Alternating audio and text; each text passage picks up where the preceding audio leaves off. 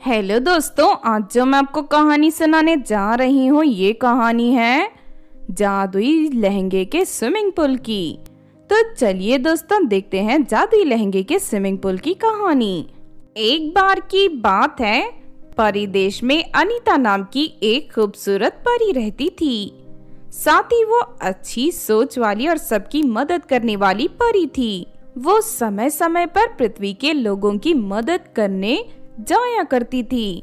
फिर एक दिन अनीता परी पृथ्वी की सैर कर रही थी कि तभी उसे गांव के चौराहे पर 3 लड़कियां उदास बैठी हुई दिखाई देती हैं।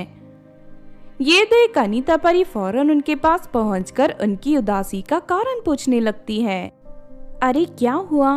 अभी तो तुम सबकी हंसने खेलने की उम्र है और तुम सब इस तरह बेजान मूर्ति की तरह बैठी हो। आखिर क्या बात है? हम बहुत गरीब हैं, हमारे पास खर्चे के लिए बिल्कुल पैसे नहीं रहते। शहर की लड़कियां तो बहुत ही मजे की जिंदगी जीती हैं, उन्हें देखकर हमें बहुत बुरा लगता है। अच्छा तो ये बात है, मैं तुम्हें तुम्हारी जिंदगी बदलने का एक मौका देती हूँ, चलो मेरे साथ। इतना कहकर अनीता परी वहाँ जादुई कालीन प्रकट कर देती है। उसके बाद वो तीनों लड़कियों को जादुई कालीन पर बैठाकर परी देश ले जाती है। वहाँ का सुंदर नजारा देख तीनों लड़कियों के होश उड़ जाते हैं। अरे वाह, ये परी देश तो कितना खूबसूरत है, ये तो किसी स्वर्ग से कम नहीं है। यहाँ की हर चीज खूबसूरत है। हाँ तुमने सही कहा, यहाँ की सड़कें भी आईने की तरह चमक रही हैं। सच में यहाँ रहने वाली परियां बहुत किस्मत वाली हैं। उसके बाद अनीता परी उन तीनों को एक बड़े स्विमिंग पूल में ले जाती है। स्विमिंग पूल के कोने में ढेर सारे सुंदर सुंदर लहंगे पानी के ऊपर तैर रहे थे। अरे वाह, ये लहंगा तो बहुत ही खूबसूरत है। देखो ये सब लहंगे जादुई हैं। तुम तीनों अपनी पसंद का लहंगा ले सकती हो, लेकिन उनके लिए तुम्हें स्विमिंग पूल के पानी में तैरकर लहंगों तक पहुंचना होगा। ये सुनकर तीनों लड़कियां खुश हो जाती हैं। अरे इसमें कौन सी बड़ी बात है, हम तो अभी 2 मिनट में तैरकर लहंगों तक पहुंच जाएंगे। चलो ठीक है, अब तुम सभी पानी में छलांग लगाकर तैरना शुरू कर दो। अनीता परी के इतना कहते ही वो तीनों लड़कियां पानी में कूदकर तैरना शुरू कर देती हैं। लेकिन तभी अचानक एक मगरमच्छ नैना और सुनैना के पैरों को पकड़ लेता है। अरे नहीं, ये क्या हो गया? ये मगरमच्छ कहाँ से आ गया? इसने मेरी टांग पकड़ ली है। ये मगरमच्छ छोड़ मुझे। अरे नहीं, ये मगरमच्छ तो मेरे पैरों को अपनी दांतों से काट रहा है। अरे ये सब क्या हो रहा है परी जी? लगता है तुम दोनों बहुत झूठ बोलती हो और लोगों को धोखा देती हो, इसीलिए इस जादुई मगरमच्छ ने तुम्हारे पैरों को पकड़ लिया है।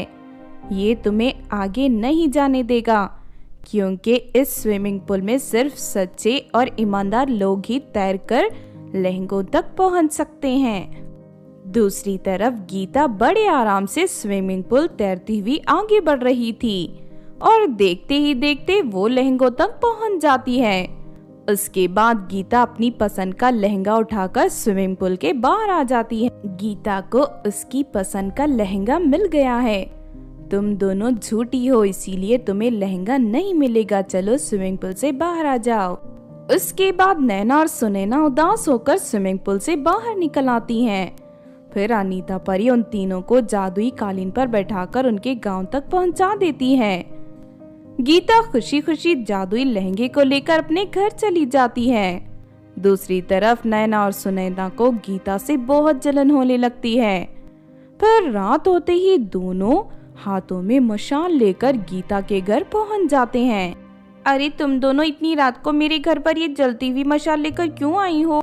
चल सीधी तरह वो जादुई लहंगा हमें दे दे, वरना हम तुझे और तेरे घर को जलाकर राख कर देंगे। ये सुनकर गीता घबरा जाती है। तभी गीता का जादुई लहंगा उससे कहता है, सुनो गीता, तुम्हें घबराने की जरूरत नहीं है। तुम फौरन मुझे उठाकर पहन लो, फिर मैं इन्हें सबक सिखाता हूँ। ये सुनते ही गीता उस जादुई लहंगे को उठाकर पहन लेती है और अगले ही पल उसके हाथ में एक बड़ी तलवार प्रकट हो जाती है। अरे नहीं, ये इसके हाथों में तो तलवार आ गई, अब हम क्या करें? चल यहाँ से भाग चलते हैं, इसे बाद में देख लेंगे। लेकिन तभी गीता उन दोनों की चोटी पकड़ लेती है और हवा में उड़ाकर उन्हें एक गंदी नाली में ले जाकर पटक देती है। अगर आज के बाद तुम दोनों मेरे घर के आसपास भी नजर आए तो मैं तुम्हें नहीं छोड़ूंगी। इस बार तो मैंने तुम्हें नाले में फेंका है, अगली बार मैं तुम्हें समुंदर में डुबाकर मार दूंगी। गीता की ये धमकी सुनकर दोनों घबराकर वहां से भाग जाती हैं। इस तरह सब कुछ ठीक हो जाता है। दूसरी तरफ जादुई लहंगा गीता को बहुत अमीर बना देता है और वो हंसी खुशी अपनी जिंदगी जीने लगती है। तो आपने देखा दोस्तों जादुई लहंगे के स्विमिंग पूल की कहानी। इस कहानी से हमें ये सीख मिलती है कि अच्छे और सच्चे लोगों को एक दिन उनकी ईमानदारी का फल जरूर मिलता है। इसीलिए हमें हमेशा अच्छे काम करने चाहिए और कभी भी किसी के बारे में बुरा नहीं सोचना चाहिए। अगर ये कहानी आपको अच्छी लगी हो तो जरूर लाइक करें और हमारे चैनल सोना टीवी को सब्सक्राइब भी कर लें। और हाँ दोस्तों, हमें कमेंट करके जरूर बताना कि आपको कहानी कैसी लगी।